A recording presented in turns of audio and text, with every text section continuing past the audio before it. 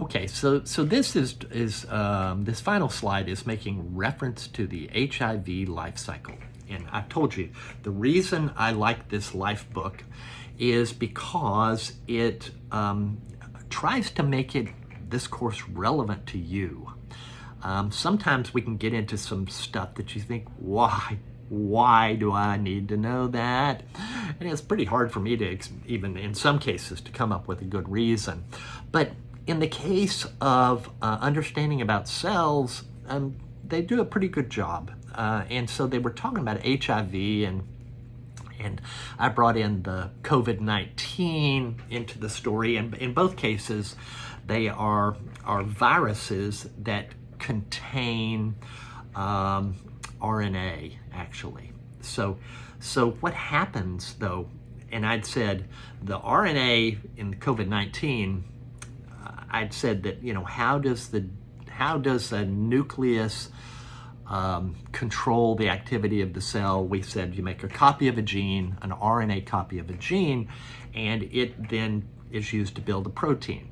Well, now, and that's why COVID-19, as soon as you catch it, you get sick. But now HIV, we've always heard that you can be HIV positive and not have AIDS. And so the explanation for that is what's on this slide.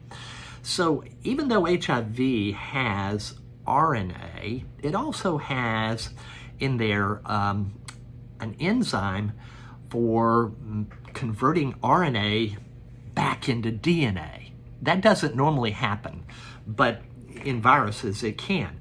And so this enzyme is called reverse transcriptase. And what it does is it takes this RNA gene, check that, cross that out. It takes this RNA copy of a gene and it converts it back into the DNA. And what does it do with the DNA? It puts it somewhere in one of your chromosomes. And so it can just sort of hang out there, not being expressed, and you could be HIV positive and be perfectly healthy. And that's what people like Magic Johnson, he's the most famous person I can think of anyway, who has been HIV positive for 30 years and he's done great. It hasn't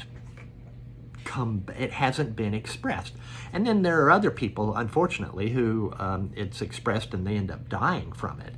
So what happens is in the HIV is this RNA copy of a gene gets converted into DNA and gets put into the DNA somewhere in the chromosomes of the host cell. And then at some point in the future, when your immune system is compromised and you are not as healthy, it starts being expressed, and unfortunately people end up dying. And in the process of being expressed, it causes the disease and it causes the cell to make more of those viral particles so it could be transmitted to somebody else. All right, so we don't want that to happen, so be careful out there, people, for both of these potentially deadly diseases. All right, that's all for today's lecture. Not so bad. All right, talk to you guys later. Hey, have a good weekend. I'll talk to you next week.